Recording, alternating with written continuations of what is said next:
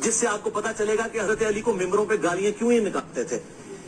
اگلے دن میرے والد صاحب بھی مجھ سے پوچھ رہے تھے کہ جی یہ گالیاں کیوں نکالتے تھے, کیا ملتا تھا؟ سوال تو بڑا زبردست ہے. اتنے سال تک گالیاں نکالتے رہے, ان کو ملتا کیا تھا حضرت علی کو گالیاں نکال کے؟ Brain washing.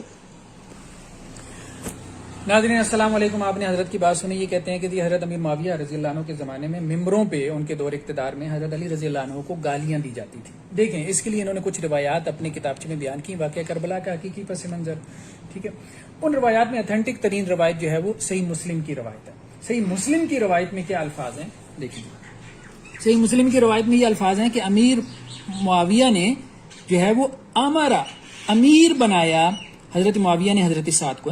Muawiya bin Abi Sufyan appointed Saad as the governor, ان کو گورنر بنایا. ٹھیک ہے, حجاز کا گورنر بنایا. اور پھر ان سے پوچھا کہ ما منع کا ان تصبا ابو تراب, کہ آپ کو کس چیز نے منع کیا کہ آپ ابو تراب کو سب و شتم نہیں کرتے. یہ لفظ اہم ہے, سب و شتم نہیں کرتے, اس کو آپ نے پکڑ لینا ہے. ٹھیک ہے, اب یہ کیا ترجمہ کر رہے ہیں اس حدیث کا, صحیح مسلم کی روایت کا.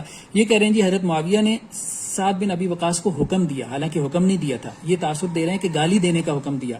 اور پھر آگے کیا کہہ رہے ہیں کہ جی انہوں نے صاف انکار کر دیا. یہ بریکٹ میں کیا کر رہے ہیں, اضافہ کر رہے ہیں, نیچے لکھ رہے ہیں ہیڈر چل رہا ہے صرف قرآن اور صحیح الاسناد احادیث, اور یہاں کیا کر رہے ہیں, بریکٹوں میں اضافے کر رہے ہیں حدیث کے ترجموں میں, کیونکہ حدیث کا ترجمہ صرف کفایت نہیں کر رہا. جو معنی یہ قاری کے ریڈر کے ذہن میں ڈالنا چاہتے ہیں وہ صرف حدیث کے ترجمے سے نہیں ڈل سکتا. اس کے لیے انہیں جو ہے وہ اضافے لگانے پڑتے ہیں, بریکٹیں لگانی پڑتی ہیں, ایڈیشنز کرنی پڑتی ہیں حدیث کے ترجموں میں, بلکہ ان کی تحریف بھی کرنی پڑتی ہے. اب آپ دیکھیں مزید یہ کہ انہوں نے یہ ترجمہ کہاں سے لیا. انہوں نے ترجمہ لیا جی پروفیسر یحییٰ سلطان جلال پوری صاحب کا. ان کا بھی ترجمہ, یہ بھی بابوں کا ترجمہ ہے نا. اب یہ ترجمہ بھی اس میں انہوں نے جو ہے وہ کیا کی, ڈنڈی ماری ہے. یہاں ترجمہ دیکھیں جو ہے وہ مولانا عبدالعزیز علوی صاحب کا, کیا ہے کہ حضرت معاویہ نے حضرت سعد کو کیا کیا, امیر مقرر کیا. اور ساتھ میں کیا ہے, ساتھ میں کہا کہ ابو تراب کو خطا کار قرار دینے سے کون سی چیز روکتی ہے. یہ اہم ترجمہ ہے.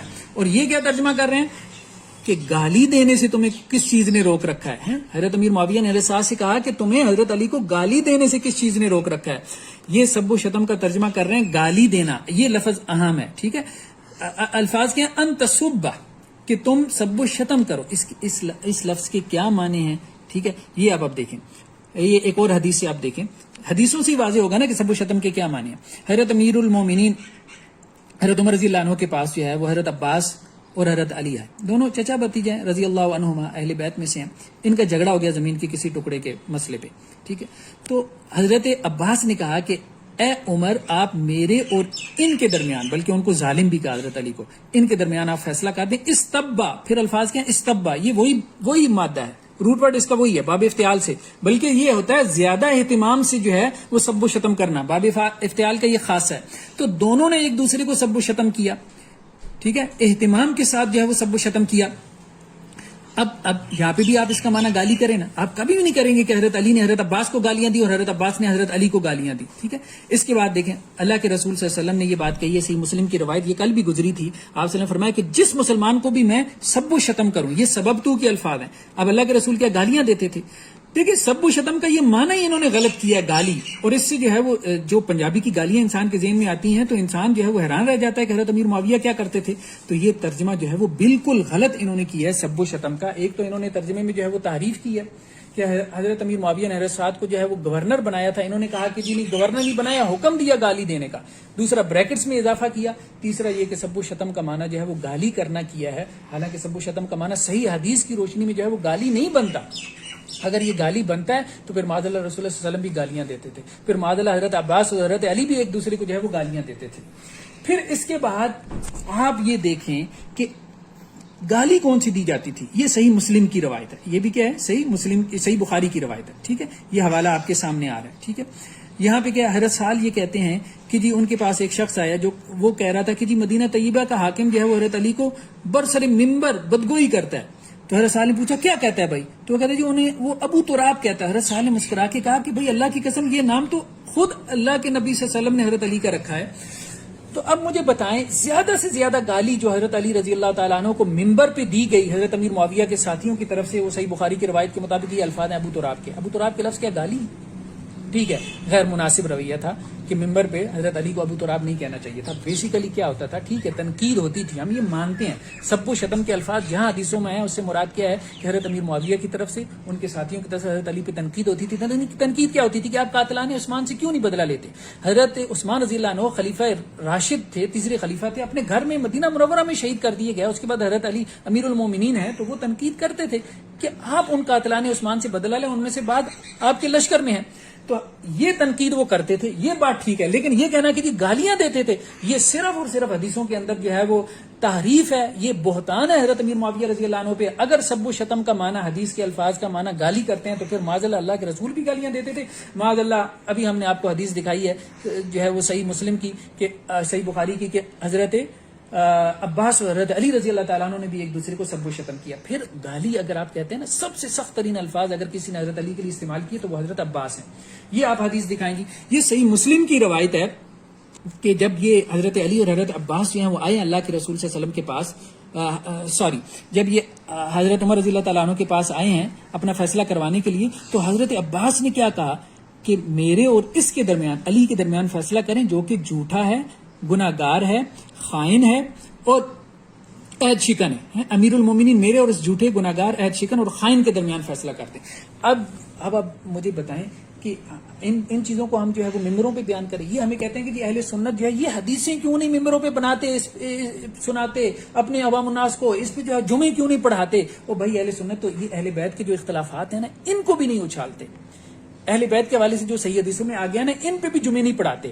مطلب مرزا صاحب آپ کی مثال اس بیوقوف جو ہے وہ اسٹوپڈ مولوی کسی ہے کہ جو ایک جمعہ پڑھاتا ہے واسا آدم اور ابا فغوا، آدم نے جو ہے اپنے رب کی جو ہے وہ نافرمانی کی اور پھر ان کو زمین پہ بھیج دیا. دوسرے جمعہ اس نے پڑھا دیا وزنون ذهب مغاضبا، حضرت یونس علیہ السلام جو ہے وہ بپر کے غصے میں آ کے اللہ کی مرضی کے بغیر اپنی قوم کو چھوڑ کے چلے گئے. تیسرا جمعہ اس نے پڑھا دیا موسیٰ علیہ السلام پہ، فوقذا موسیٰ فقد آ رہے اور موسیٰ نے مکہ مارا، اگلے قبطی کو قتل کر دیا اور کہا کہ یہ شیطانی کام ہے. چوتھا جمعہ پڑھا عبس وتولی، اللہ کے رسول نے جو ہے وہ منہ پھیر لیا اور تیوری چڑھا لی. ابن ام مکتوم کو جو ہے وہ آپ صلی اللہ علیہ وسلم نے جو ہے وہ انٹرٹین نہیں کیا.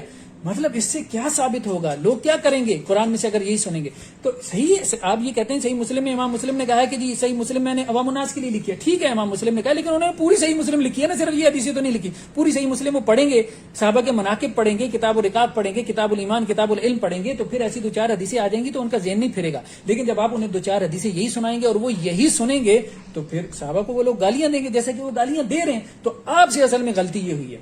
پھر جو ہے اب ہماری پچھلی ویڈیو پہ جو ہے ان کے ایک بلائنڈ فالوور نے، میں ان کو بلائنڈ فالوور اسی لیے کہتا ہوں کہ یہ لوگ جو ہے وہ بلائنڈ فالوئنگ کرتے ہیں. یہ کہتے ہیں کہ جی حضرت جو ہے وہ امام ترمذی نے یہ بات کہی ہے کہ یہ حدیث حسن ہے، تو آپ کہہ رہے ہیں یہ حدیث صحیح ہے، حالانکہ علامہ البانی نے اس کو صحیح کہا. تو وہ کہتے ہیں جی امام ترمذی نے کہا یہ غریب ہے. حالانکہ ان بیوقوفوں کو یہ نہیں پتا، یہ غریب حدیث سمجھ بیٹھے ہیں کہ جی یہ ضعیف ہوتی ہے. صحیح بخاری کی پہلی روایت غریب ہے. غریب اس حدیث کو کہتے ہیں جس کی سند میں ایک راوی ہو، ٹھیک ہے. تو حدیث غریب جو ہے وہ صحیح روایت ہوتی ہے. اسی طرح جو ہے علامہ البانی نے جو اس کو صحیح کہا ہے تو اس کا مطلب یہ نہیں کہ دونوں کے بیانات میں تضادات ہے.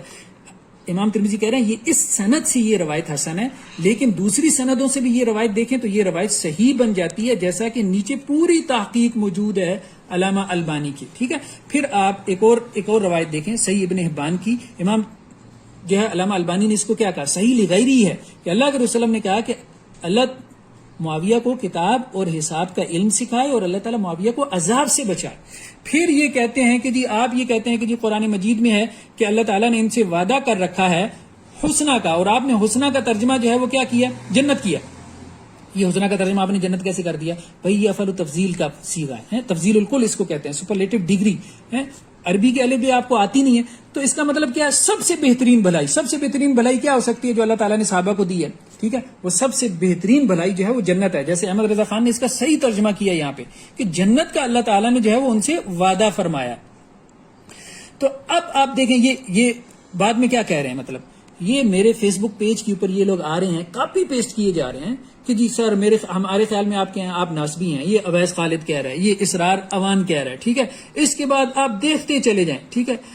مطلب اس کے بعد آپ کاپی پیسٹ کی جائے. میرے خیال میں آپ جو ہے وہ ناسبیت کا شکار ہو چکے ہیں. منیب چودھری, ٹھیک ہے, عائرہ جو ہے وہ امیمہ, مطلب انہوں نے جیسے بیٹیں کر رکھی ہوتی ہیں کسی جگہ پہ پرندوں نے, تو یہ کاپی پیسٹ, مطلب یہ کمنٹ بھی نہیں کر سکتے. ٹھیک ہے, اللہ کے رسول صلی اللہ علیہ وسلم نے ایسی لوگوں کے بارے میں کہا کہ جب علماء باقی نہیں رہ جائیں گے نا تو پھر لوگ جاہلوں کو جو ہے وہ اپنا سردار بنا لیں گے اور ان سے فتوے پوچھیں گے, وہ بغیر علم کے فتوے دیں گے, خود بھی گمراہ ہوں گے بعد میں. اب علماء, ظاہری بات ہے کہ سوشل میڈیا کے اوپر علماء تو باقی نہیں رہ گئے, تو اب ایسی بیوقوف قسم کے, اسٹوپڈ قسم کے لوگ جو ہے وہ باقی رہ گئے ہیں.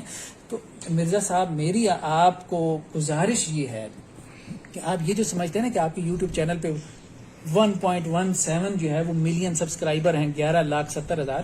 دیکھیں بات یہ, یوٹیوبر جو ہے وہ کسی اسمارٹ فون کا یوٹیوب چینل آپ دیکھ لیں, وہاں پہ ملین میں سبسکرائبر ہیں. اسی طرح جو ہے وہ یہ جو نرسری رائمز والے ہوتے ہیں ان کے ملین میں سبسکرائبر ہیں. کوئی پرینک جو یہ کامیڈین موویز بناتے ہیں ان کے جو ہے وہ ملین میں سبسکرائبر ہیں.